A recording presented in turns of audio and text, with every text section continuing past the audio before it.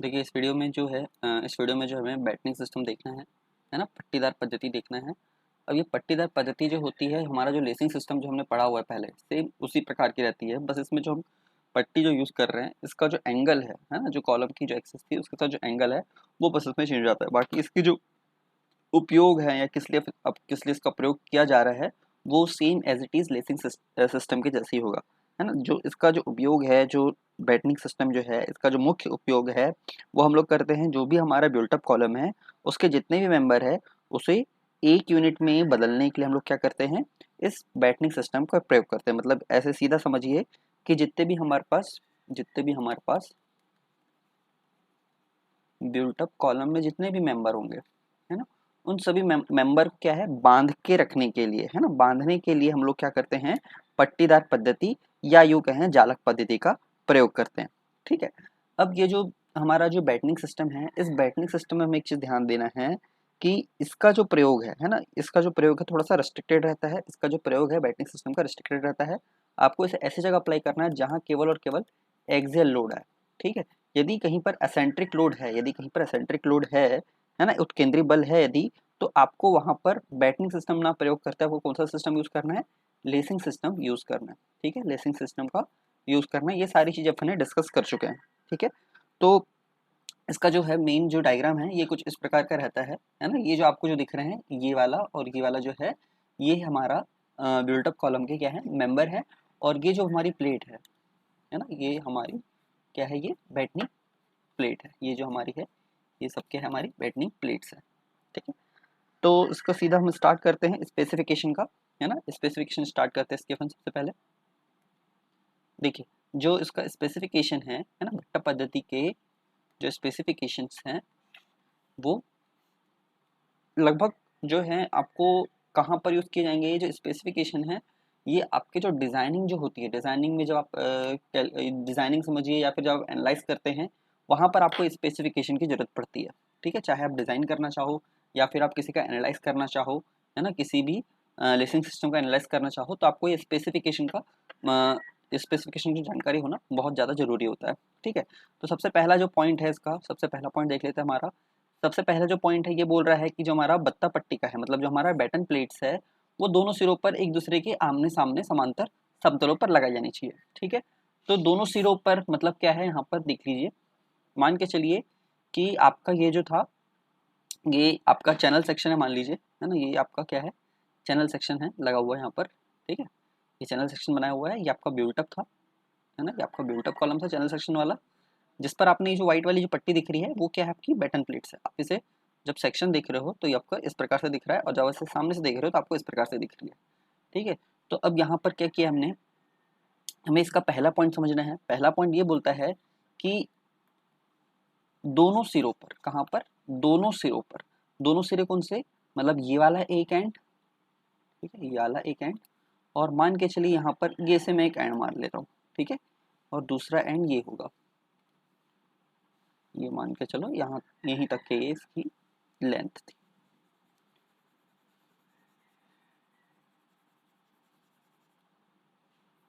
ठीक है। तो मतलब हमारे दोनों सिरों पर क्या होना चाहिए, बैटन्स होनी चाहिए। दोनों सिरों पर क्या होनी चाहिए, हमारे बैटन्स होनी चाहिए। ठीक है।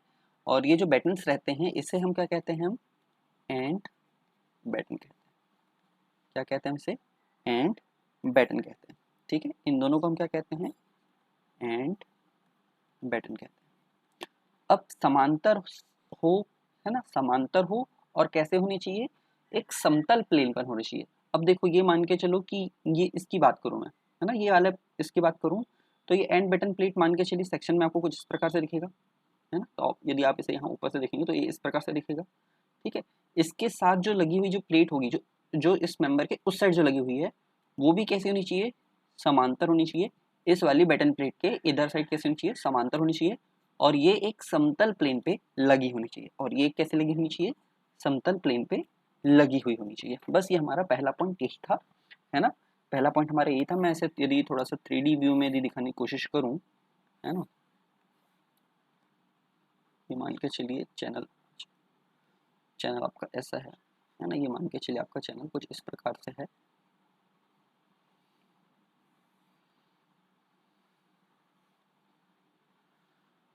तो एक जो पट्टी है आपकी, एक पट्टी आपकी एंड वाली वो यहाँ लगी हुई है, एंड जो पट्टी, एक जो पट्टी है वो यहाँ लगी हुई है। सेम जो दूसरी पट्टी होगी वो इसके समांतर इधर साइड लगी हुई होगी, ठीक है। और वो कैसे होनी चाहिए, इसके समांतर होनी चाहिए और समतल में होनी चाहिए, ठीक है। यही चीज़ यहाँ पर लिखा हुआ है, ठीक है। एक दूसरे के आमने सामने समांतर और समतल पर लगाई जानी चाहिए, ठीक है। ये जो है एक दूसरे कैसी है, आमने सामने है और समांतर तल पे लगी हुई, मतलब समांतर है, एक समतल पर लगी हुई है, ठीक है। ये मेरे ख्याल से पहला पॉइंट आपको क्लियर हो गया होगा, ठीक है। अपन अब डिस्कस कर लेते हैं सेकंड वाले का, सेकंड पॉइंट डिस्कस कर लेते हैं अपन।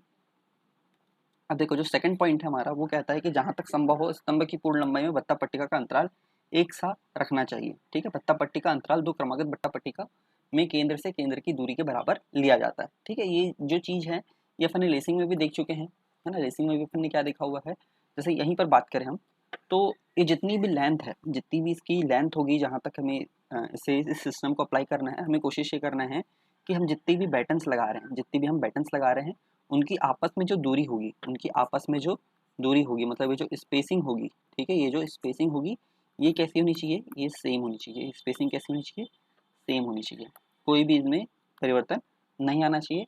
और एक जैसे हमें बैटन का यूज़ करना चाहिए, है ना। एक एक ही बैटन का यूज़ करना चाहिए, ऐसा नहीं कि यहाँ पर आपने लेसिंग प्रोवाइड कर दिया है तो प्रॉपर बैटन नहीं कहलाएगा, ठीक है। ये आपको ध्यान रखना है। अब बात आती है कि आपका जो सी है, सी डिस्टेंस आपको लेना कहाँ से, आपकी जो सी डिस्टेंस है ये आपको कवर कहाँ से करना है। तो यहाँ पर देखिए,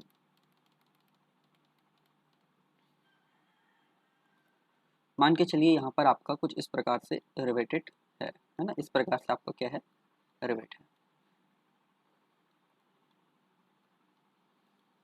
ठीक है। तो रिवेट कहें अपन, रिवेट का केंद्र जहाँ पर कहे, या फिर इस बैटन का जो भी केंद्र बिंदु होगा इस पट्टी के लिए, है ना, मान के चलिए कि इसका जो केंद्र है वो यहाँ पर होगा, है ना। ये इस रेखा यहाँ से जाएगी, है ना, ये यहाँ से होगा, मतलब इसका जो है इसका हाफ हाफ डिस्ट्रीब्यूट होना चाहिए, ये वाला इक्वल होना चाहिए इसके, ठीक है।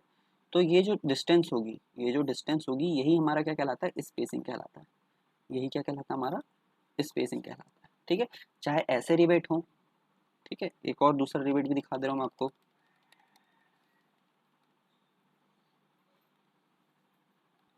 ठीक है। यदि आपका जो है जो रिवेट आपकी कुछ यदि इस प्रकार से है ना, तो भी आपको इसका जो केंद्र मिलेगा, आपको ये पट्टी जो है बैटन प्लेट है उसके इस प्रकार से लेना, मतलब ये रिवेट जो है, रिवेट के जो मिड होगा, मिड पॉइंट जो होगा रिवेट का, जो सेंटर होगा रिवेट का, वहाँ से ये सामान्यतः क्रॉस होगा, इस प्रकार का रिवेट लगा होगा, तो है ना। ये भी क्या होगा, उस कंडीशन में आपकी स्पेसिंग होगी, ठीक है। ये एक और केस दिखा देते हैं अपन। मान के चलिए यहाँ पर तीन रिवेट, एक दो और ये तीन, एक दो और ये तीन, तब आपको जो लेना है, तब आपको ये जो बीच वाला जो रिवेट है इसका जो भी सेंटर लाइन हो, जो सेंटर होगा, है ना, वहाँ से आपको ये स्पेसिंग कंसिडर करना, आपको वहाँ से ये स्पेसिंग कंसिडर, ठीक है। ये सारी चीज़ आपको मेरे ख्याल से क्लियर हो गई होगी, ठीक है। ये आपका सेकंड पॉइंट भी क्लियर हो गया है, ठीक है। दो क्रमागत बट्टा पट्टिकाओं में केंद्र से केंद्र की दूरी होती है ना। अब जैसे मान के चलिए यहाँ पर वेल्ड होता है, इनकेस यहाँ पर मान के चलो वेल्डिंग होती, वेल्ड किया जाता, तो आपको क्या लेना पड़ता, आपका ये जो है जितनी भी इसकी चौड़ाई होगी, है ना, उसका जस्ट आपको यहाँ से क्या करना, हाफ करना। ये जितनी दूरी होगी, यानी दूरी भी उतनी होगी। उसी प्रकार जहाँ पर आपका ये जो वेल्ड होगा,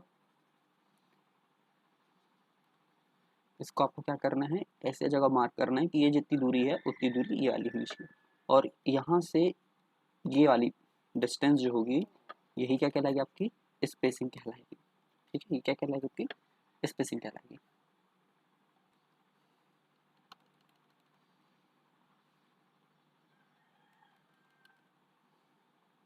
एक मिनट,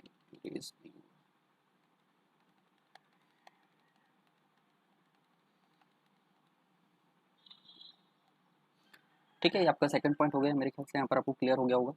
अब जो तीसरा है ना, तीसरा बहुत इंपॉर्टेंट है, तीसरा बहुत ज़्यादा इंपॉर्टेंट है आप लोग के लिए, है ना। ये एमसीक्यू में पूछा जाने वाला क्वेश्चन है ना। इसमें एक और चीज़ आप लिखना चाहो, एक और लाइन लिख सकते हो कि जो आपका संगठित स्तंभ के लिए बत्ता पट्टिकाओं की जो संख्या है, ठीक है, बत्ता पट्टिकाओं की जो संख्या है कम से कम कितनी, इतनी जो लिखा है, इसने लिखा है इतनी जो लिखा है, यहाँ पर आप लिख सकते हो चार हो, चार हो, तथा, 4 हो तथा स्तंभ के 3 खंडक हो, ये आप लिख सकते हैं इतनी, या फिर ऐसा भी लिख सकते हो आप जैसा आपको लिखना चाहे, है ना।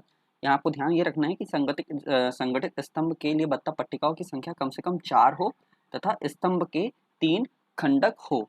या फिर ये जो लिखा हुआ है, जो टर्मिनोलॉजी लिखी हुई ये भी सही है, ये इसमें कोई गलती नहीं है ना। इसमें ये क्या लिखा हुआ है कि इसने इस प्रकार से लिखा हुआ है कि कम से कम इतनी हो कि स्तंभ के 3 खंडक हो। अब 3 खंडक होंगे, 3 खंडक तभी पॉसिबल है जब आपकी बत्ता पट्टिका कितनी हो, 4 हो, है ना। मैं इसे समझा दे रहा हूँ डायग्राम से ही, डायग्राम उसी प्रकार से बना के रखा हुआ है मैंने, ताकि आपको आसानी समझ में आ सके।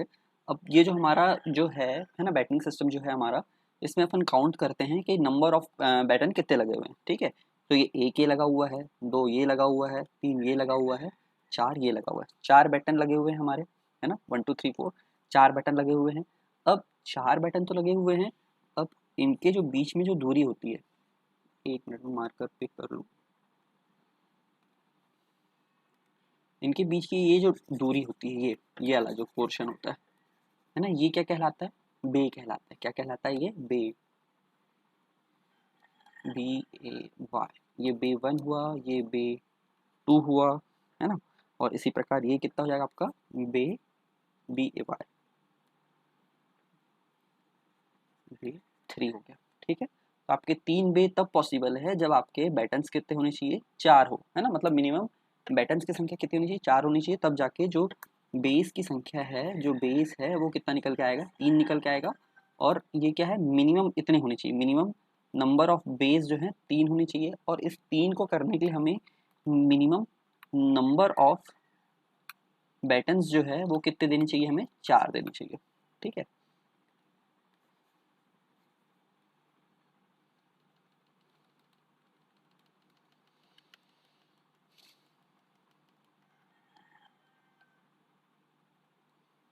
ठीक है, अगले पॉइंट की तरफ चलते हैं अपन।